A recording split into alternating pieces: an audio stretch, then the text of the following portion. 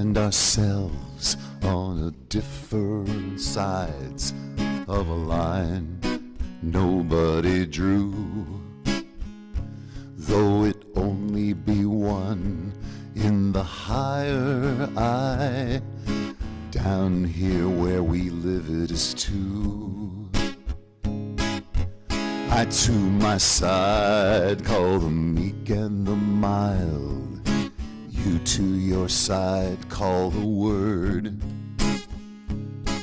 By virtue of suffering I claim to have won, you claim you never knew. Both of us say there are laws to obey, yeah, but frankly I don't like your tone. You say you change the way I make love, but I wanna leave it alone, leave it alone. The pull of the moon, the thrust of the sun, thus the ocean is crossed. The waters are blessed while a shadowy guest kindles a light for the lost. Both of us say there are laws to obey, yeah, but frankly I don't like your tone. You wanna change the way we make love, but I wanna leave it alone, leave it alone.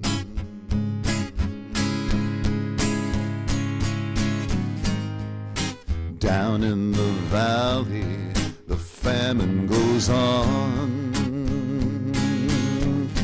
Famine up on the hill. I say you shouldn't, you couldn't, you can't. You say you will, you will.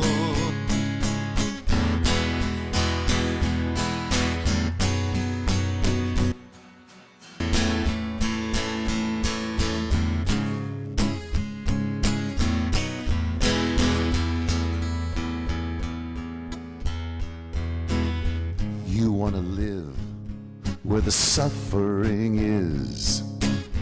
I want to get out of town. Come on, baby, give me a kiss and stop writing everything down. Both of us say there are laws to obey, yeah, but frankly I don't like your tone.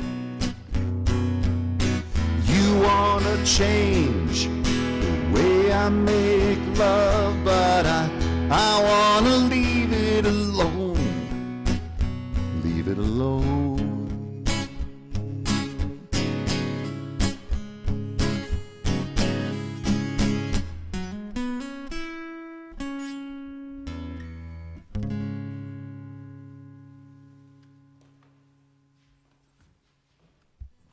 This is a new day. This is a new day full of sound and light and expectation. This day has been waiting for you. This day has been waiting especially for you, to embrace you, to guide you. This day has been waiting with open arms just for you. This is the day we have been given. Let's not waste it. Come now and let us worship together. Please rise.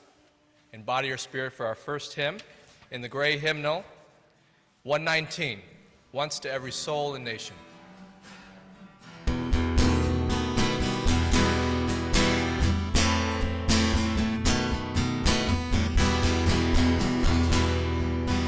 Once to every soul and nation comes the moment to decide in the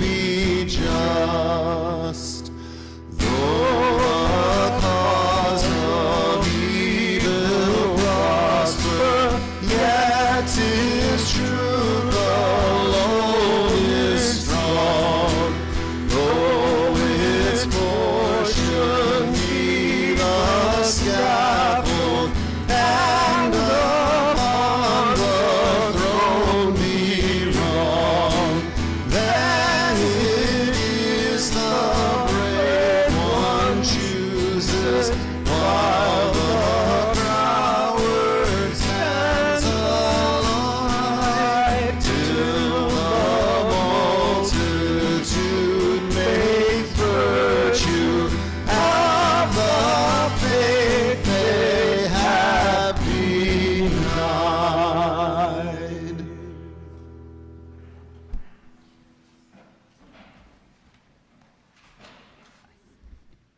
Good morning. My name is David Garman, and I'm happy to welcome you to the Unitarian Universalist Church of Youngstown, UUYO for short.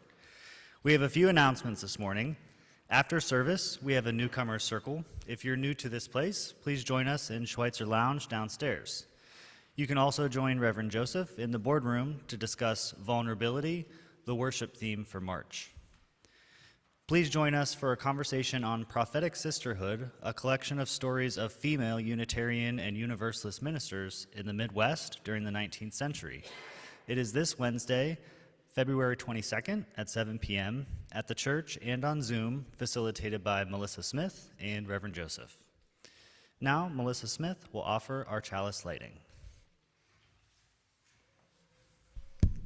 Good morning. When we met last month as worship associates to talk about the theme for this month, love, and I volunteered to do the chalice lighting on the Sunday after Valentine's Day, I immediately thought of the poem written by the Nobel Prize-winning poet Derek Walcott, Love After Love. So I share it with you now because every time I read it, I find new depths in it. The time will come when, with elation, you will greet yourself arriving at your own door,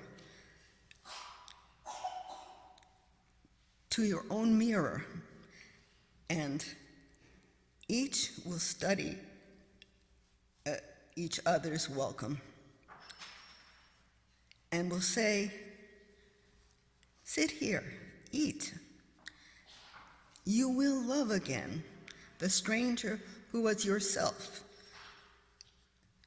Give wine, give bread, give back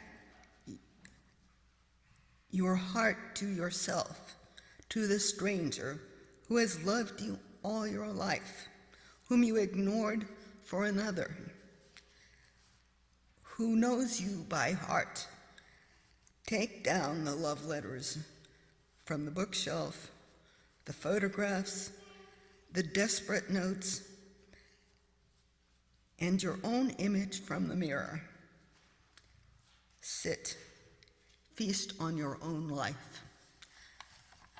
As I feasted on my life during this month and began to prepare for the discussion of this book, Prophetic Sisterhood, Liberal Women Ministers on the Frontier from 1880 to 1930.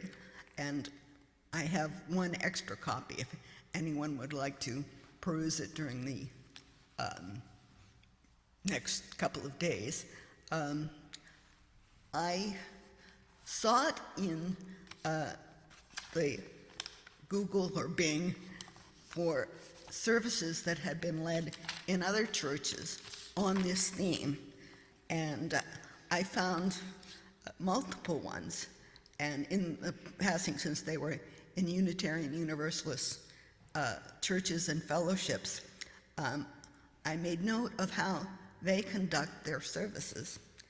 Like us, they open with music and the lighting of a chalice, followed by reciting a covenant crafted by its members. The Unitarian Universalist Fellowship of Orlando, Florida, uses a covenant similar to ours in all words but one. Love is the spirit of this church, and service is its gift.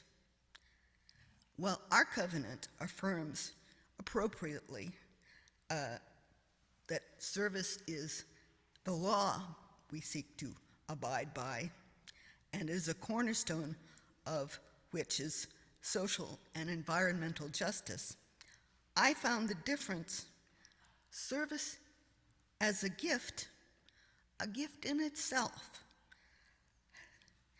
In seeking a way to serve our community through becoming a lay minister, I receive many gifts of new and deepening relationships that make the spirit of love more tangible within our church.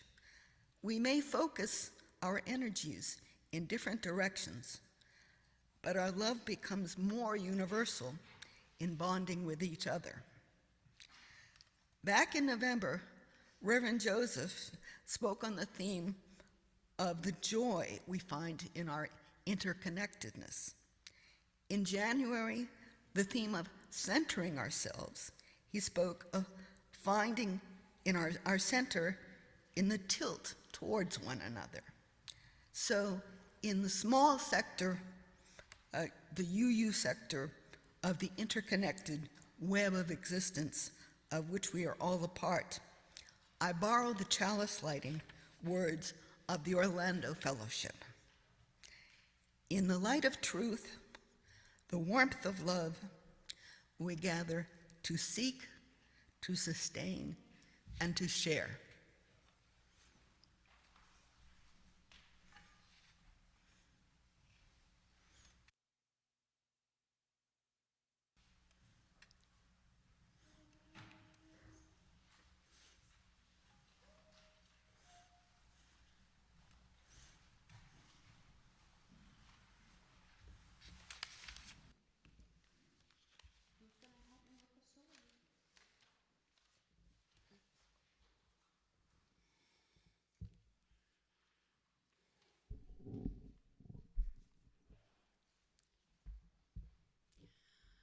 Our story today is Love is Powerful by Heather Dean Brewer, illustrated by Luann Pham.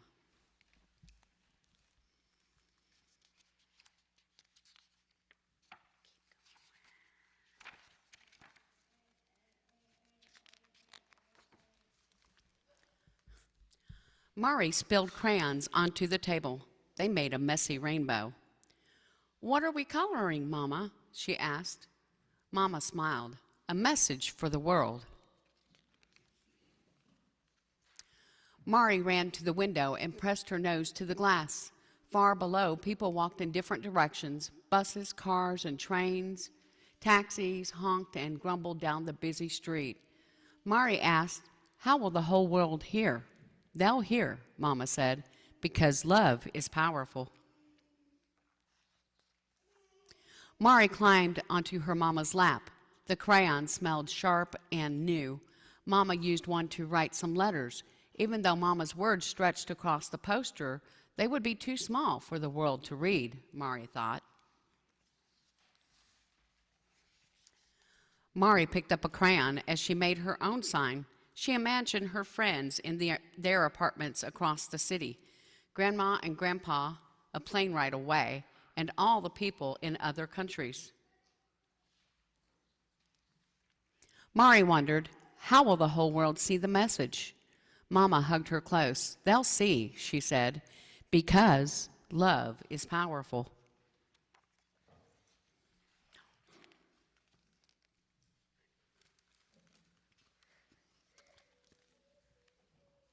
Mama handed her a coat, and they both laced up their shoes. Mari tucked the posters under the one arm and held Mama's hand with the other. They slipped through the elevator doors. Down, down, down they went, all the way to the lobby.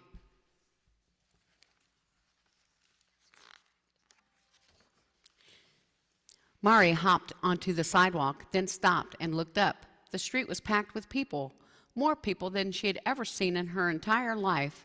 Mari tugged on Mama's arm to ask her to kneel down.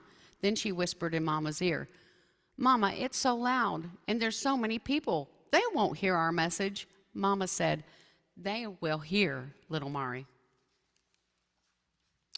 Mama lifted Mari up, and for a moment she felt like she was flying on top of Mama's shoulders.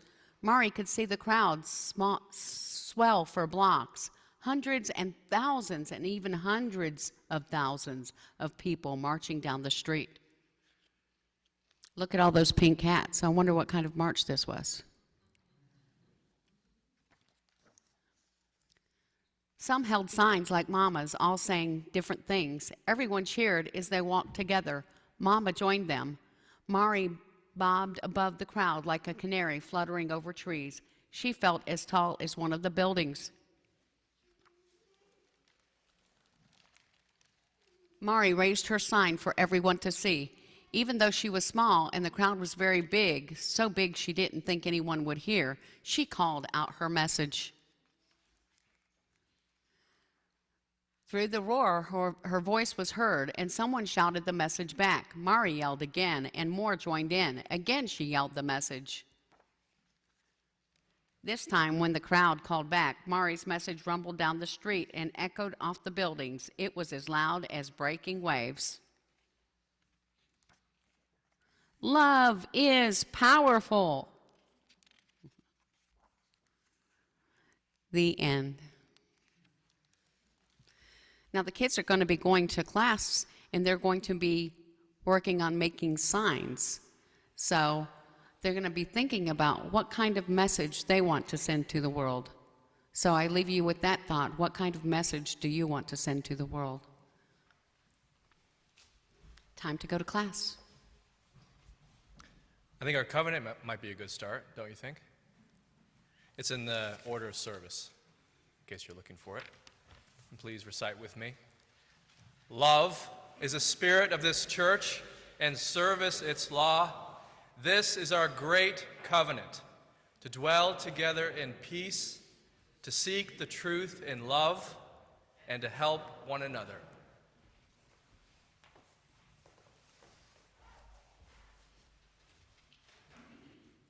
Our church is completely supported by pledge income from members and friends like you.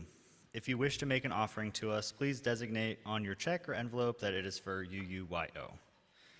Our Giveaway the Plate recipient for February is the Community Mobilization Coalition.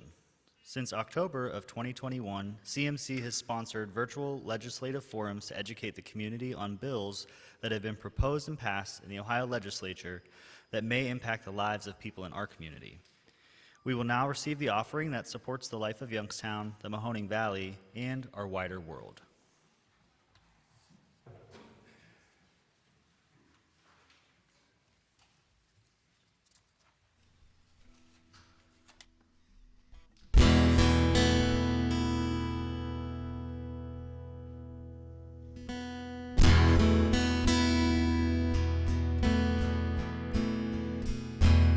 Shadows are falling, and I've been here all day.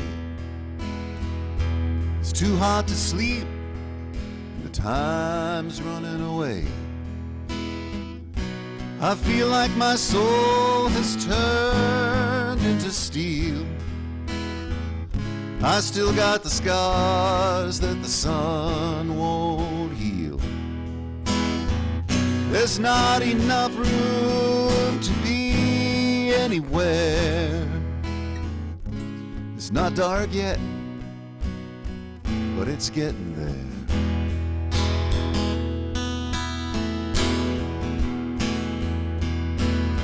Well, my sense of humanity is going down the drain. Behind every beautiful thing, there's some kind of pain. She wrote me a letter, and she wrote it so kind. She put down in writing what was on her mind. I just don't see why I should even care. It's not dark yet, but it's getting there. Well, I've been to London, and I've been to Gay Paris. I followed the river, and I got down to the sea. I've been down to the bottom of a world full of lies. I ain't looking for nothing in anyone's his eyes. Sometimes my burden is more than I can bear. It's not dark yet, but it's getting there.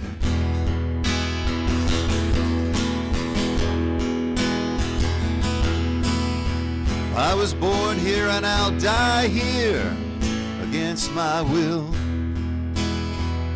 I know it looks like I'm moving, but I'm standing still. Every nerve in my body is so naked and numb. I can't even remember where it was I came to get away from. Don't even hear the murmur of a prayer. It's not dark yet, but it's getting there. Can't even hear the mumble of a prayer. It's not dark yet, but it's getting there.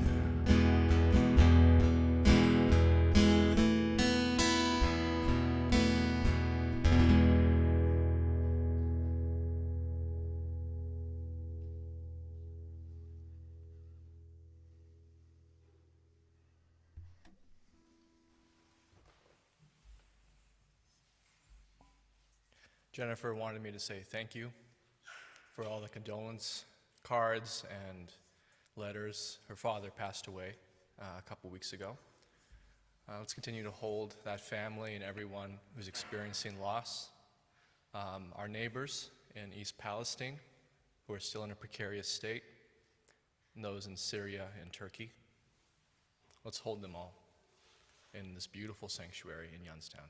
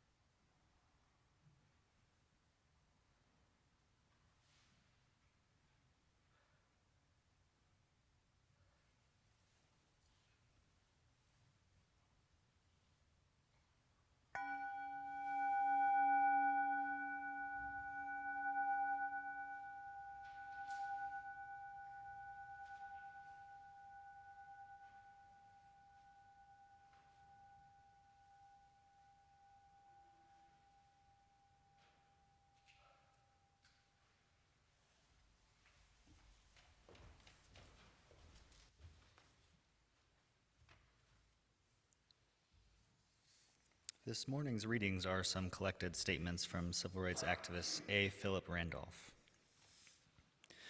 A community is democratic only when the humblest and weakest person can enjoy the highest civil, economic, and social rights that the biggest and most powerful possess. The essence of trade unionism is social uplift.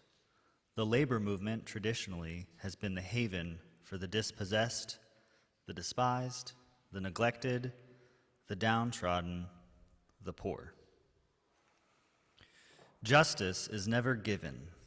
It is exacted, and the struggle must be continuous, for freedom is never a final act, but a continuing, evolving process to higher and higher levels of human, social, economic, political, and religious relationship. People often hate each other because they fear each other. They fear each other because they do not know each other. They do not know each other because they cannot communicate. They cannot communicate because they are separated.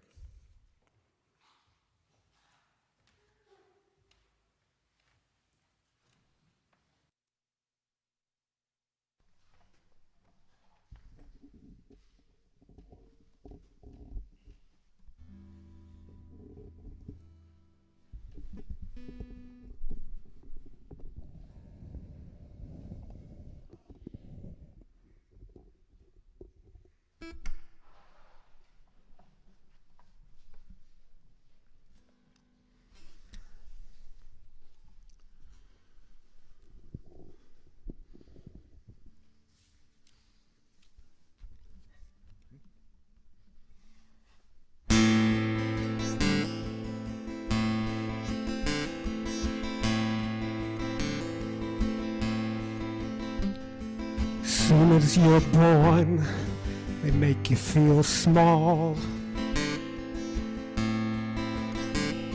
by giving you no time instead of it all. Till the pain is so big, you feel nothing at all. A working class hero is something to be. Working class hero is something to be. They hurt you at home, they hit you at school. They hate you if you're clever and they despise a fool. Until you're so crazy you can't follow the rules. Working class hero is something to be. A working class hero is something to be. When they've tortured and scared you for 20-odd years, and they expect you to pick a career. When you can't really function, you're so full of fear. Working class hero is something to be. Working class hero is something to be. Keep you doped with religion and sex and TV. And you think you're so clever and classless and free, but you're still only peasants as far as I can see. The working class hero is something to be.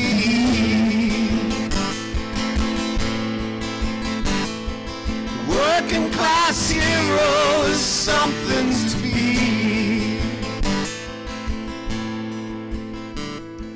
There's room at the top, they're telling you still. But first you must learn how to smile as you kill. If you want to be like the folks on the hill. Working Class hero is something to be.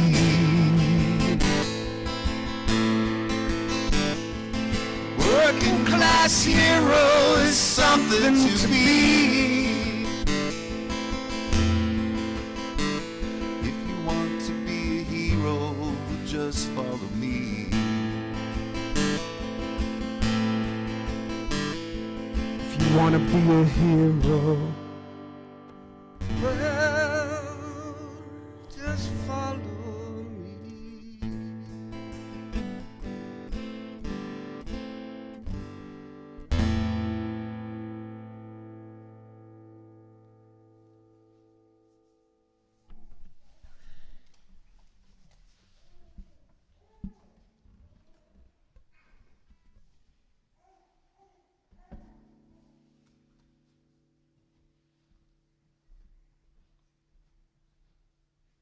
I was surrounded by people who spent their days working hard to support the world that we know today. I remember one memorable day when I learned how hard some friends of mine worked. I was with someone who was the same age as me and had been helping his dad pour cement since he was a small boy. At 14, he told me he went to the doctors and they told him he had the body of a 35-year-old man. His father was an immigrant to America and described to me in detail his work as a small boy with cows in factory farms, the only job his family could get. He told me in detail that this was the days before automation, and as a small boy, he was trained how to use a sledgehammer. He told me over lunch where in the forehead he had to hit them over and over again.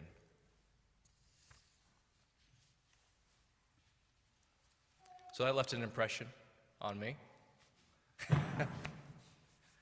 I never thought about where we got beef. I never thought about the roads that support us, literally under our feet all the time. One day I asked him if I could help them pour cement at one of their jobs to learn what they did. I think I was 12, and I arrived and they handed me a shovel to make a gravel base on a private road that they were paving. I remember it being the morning in the summer before it got real hot. And I was feeling pretty good. Just had my breakfast. I began shoveling gravel. And I thought I was doing pretty well until my friend came by and said, "We have to finish this part in the next 2 hours. So we need to quicken the pace." Watching him shovel, it was like watching someone breathe. It seemed seamless, effortless. For me, it was not seamless or effortless. After about an hour of shoveling, I felt my breakfast wanting to come up. Because I was prideful, I went into the outhouse and vomited everywhere, and then came back to continue to work. The trouble was, it seemed I had endless amounts to vomit up. I would excuse myself every 15 minutes or so, until one time I came back to grab a shovel, and my friend said, "We can hear you in the outhouse. Just go home. It's okay." And that last part, just go home. It's okay. It was not said out of anger. It was not said out of pity. It was a simple statement that the work will get done by people who had been working this way their entire life. People like him, people like his father. I think of them sometimes when I encounter a paved road or a driveway. My father worked construction for a time, building houses. Funny enough, he didn't talk to me much about the work he did. He usually spoke about the drinking afterward and the fights that would happen. He remembered a friend who punched a foreman in the face and received a punch back, and then he couldn't get hired on any of the crews in that area, in that small town. So he was toothless and jobless. He told me stories of my great uncles who he said had wide shoulders like me, and after they were done with a shift would go out and purposefully get into fights to let off steam. I had no idea why anyone would ever want to do that. As I get older, I think I have more of an idea. Besides dumb masculinity stuff, I wonder if they were no different than me. They had work to do, which was hard work, and perhaps it was not easy for them either. In fact, I know it wasn't. It broke down their bodies, and it wore on them. Many of the women I grew up with worked in grocery stores.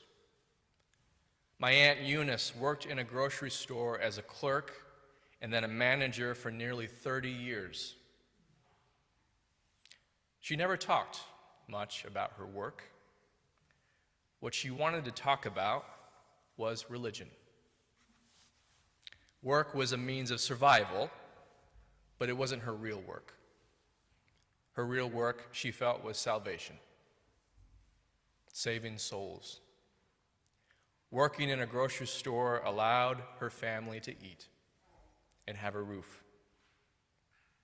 Work was just something you had to do. And I see many people now, including members of our congregation, who are doing what they have to do to get by. Sometimes working 2 or more jobs to make it through 3/4 of a month, not even to the next paycheck.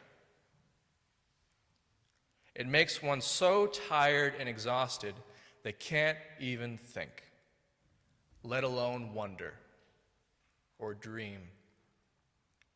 Taxing the body can tax the spirit too. And I know many of you know this intimately, firsthand. I'd like to talk a bit about A. Philip Randolph this morning. Some of you might know him, many of you may not. I never knew anything about him until I lived in Harlem. He was the son of an AME minister and his mother, who was a seamstress. One of his earliest memories was of seeing his mother sit in the living room with a loaded shotgun because a white mob was prowling through the town.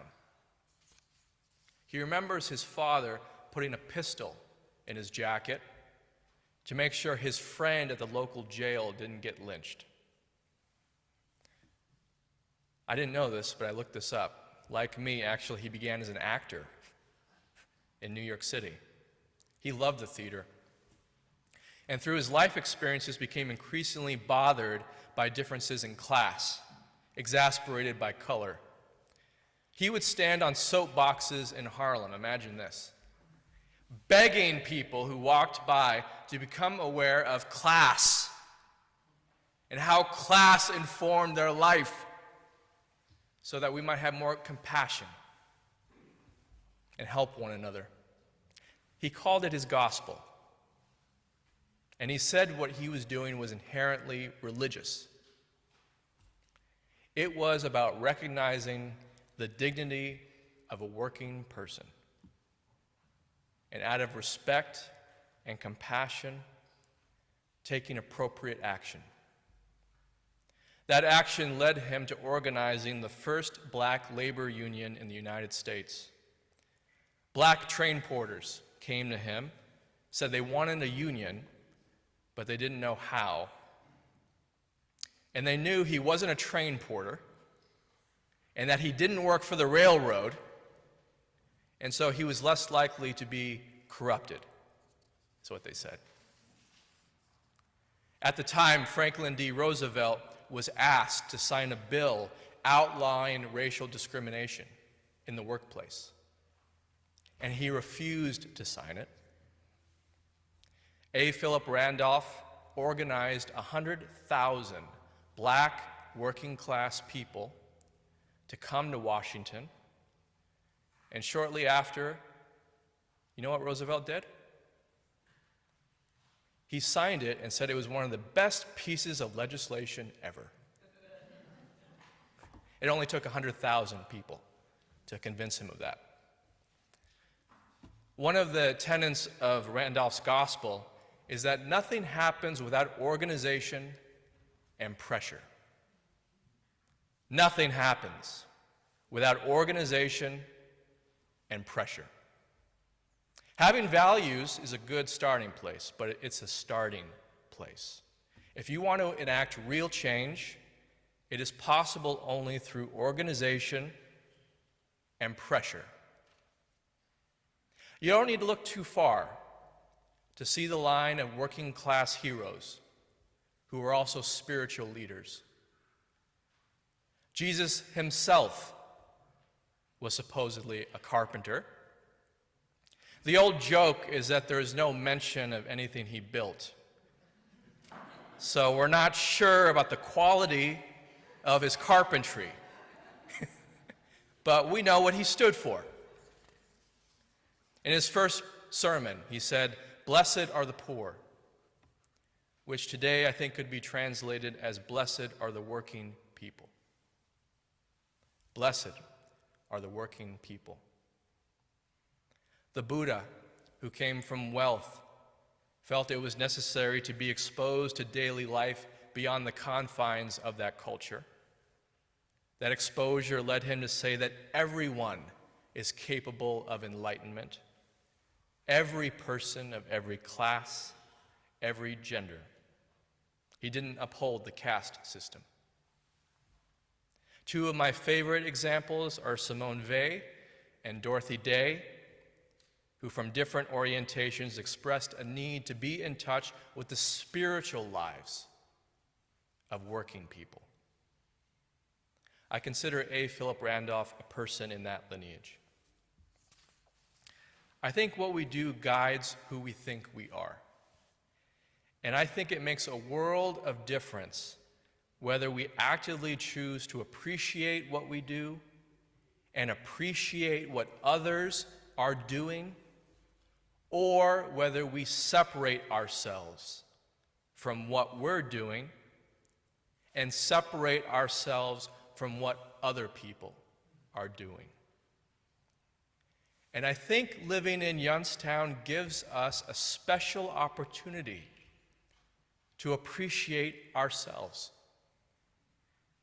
to appreciate what we're doing, to be present for it, and to appreciate what others are doing on a daily basis. Not to glorify it or diminish it, but to recognize it and see it as clearly as we can so that we might be moved. A lot of people think economics is what drives us as a species. That's part of it, I think, a big part. But it's also the need for work and the conditions to appreciate and be truly appreciated for that work. Youngstown is one of the most beautiful places in the world. One of the things I find incredibly moving and beautiful is its work ethic. It's wanting to do a good job for the sake of doing a good job. It's the almost heroic energy it takes to be kind and civil when one is bone tired. It's the appreciation for the simple things. Being together with family, with friends, finding a place just to be and relax. And it's the automatic solidarity that comes from thinking about people like us who just wish to be acknowledged in their full humanity and treated respectfully. It sounds very gospel, and it's very simple. Acknowledge ourselves and each other in our full humanity and treat ourselves respectfully. If you follow these to its natural conclusions, before you know it, you'll be considered a radical. And I think we need a certain kind of radicalism as a corrective. It's radical to really pay attention to ourselves and each other, to acknowledge that we are fellow human beings.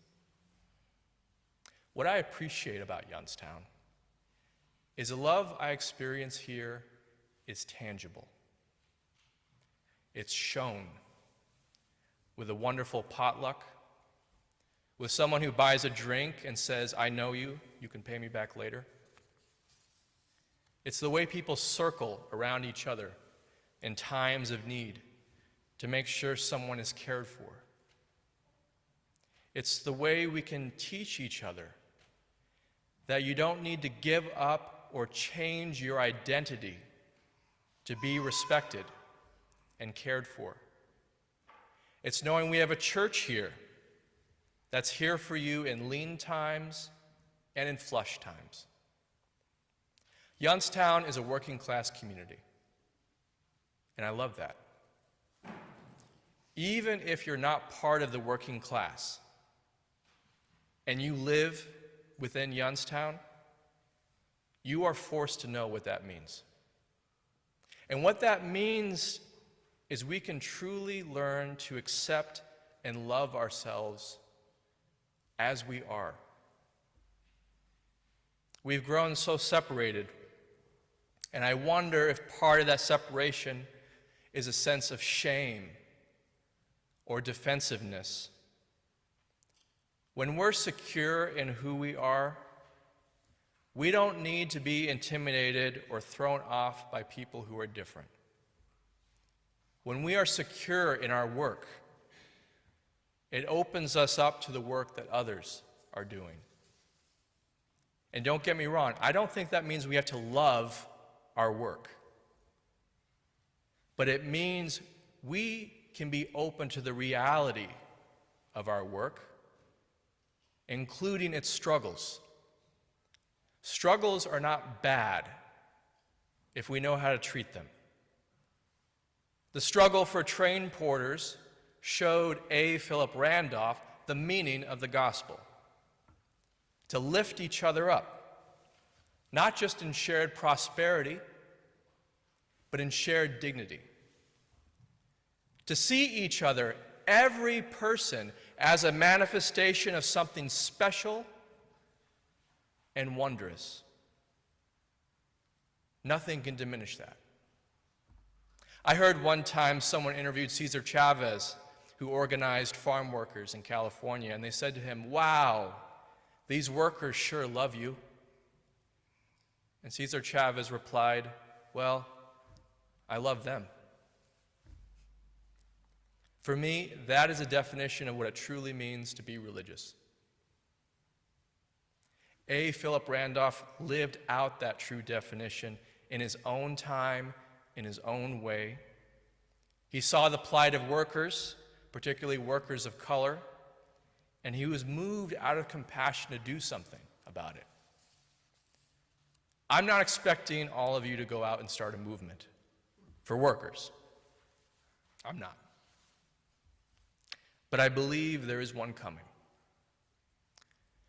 But my hope for you this Sunday is to know you don't need to strain to be anyone else.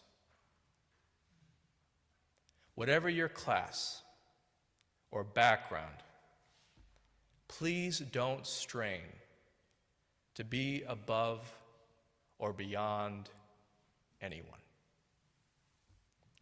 That has led to the trouble that we're in.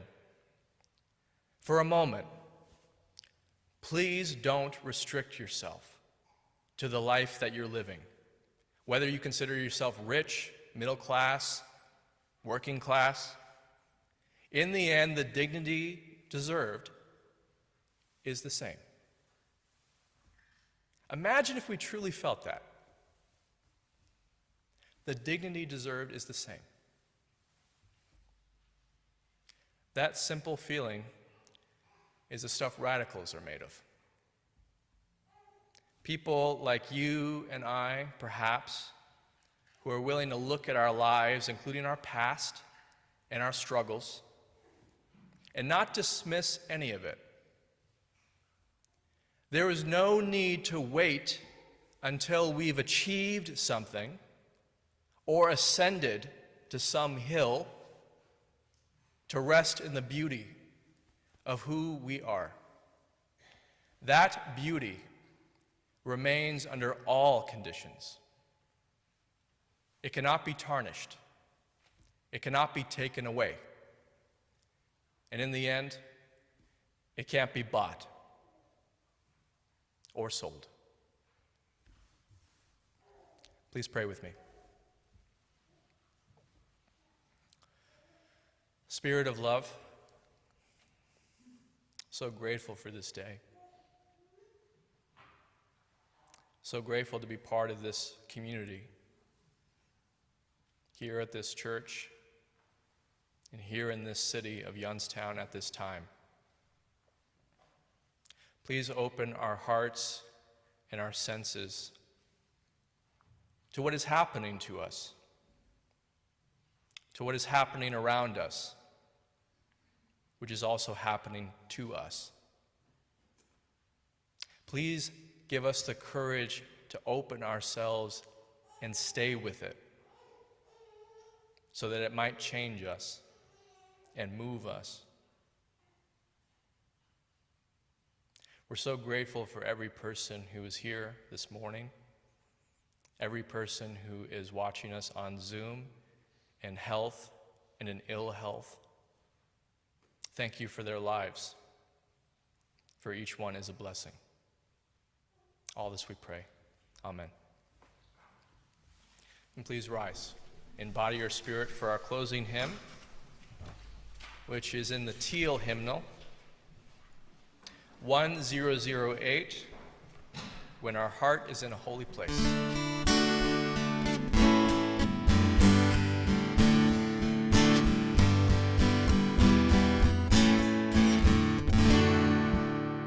When our heart is in a holy place, when our heart is in a holy place, we are blessed with love and amazing grace. When our heart is in a holy place, when we trust the wisdom of each of us, every color, every creed and kind, and we see our faces in each other's eyes. When our heart is in a holy place, when our heart is in a holy place, when our heart is in a holy place, we are blessed with love and amazing grace. When our heart is in a holy place, when we tell our story from deep inside, and we listen with a loving mind, and we hear our voices in each other's words, then our heart is in a holy place.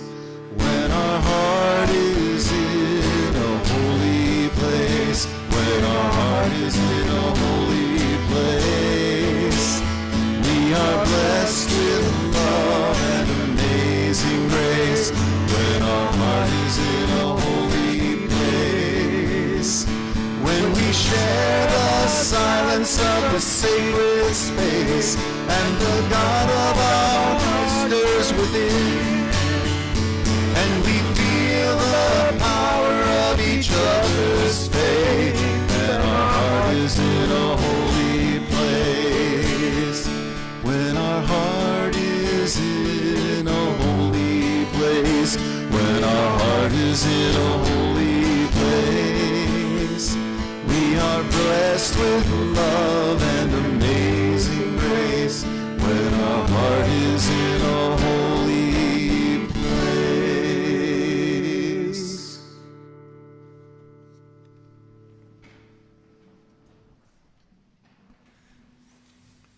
We extinguish this flame, but not the light of truth, the warmth of community, or the fire of commitment. These we keep in our hearts until we meet again.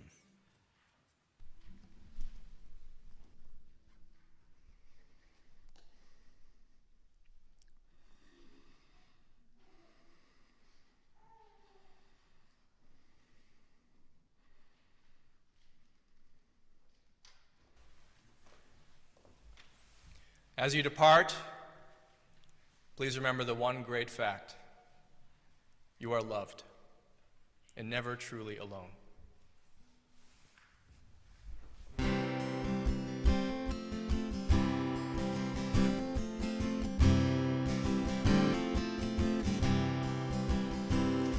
I dreamed I saw Joe Hill last night, alive as you and me. Says I, but Joe, you're 10 years dead. I never died, said he.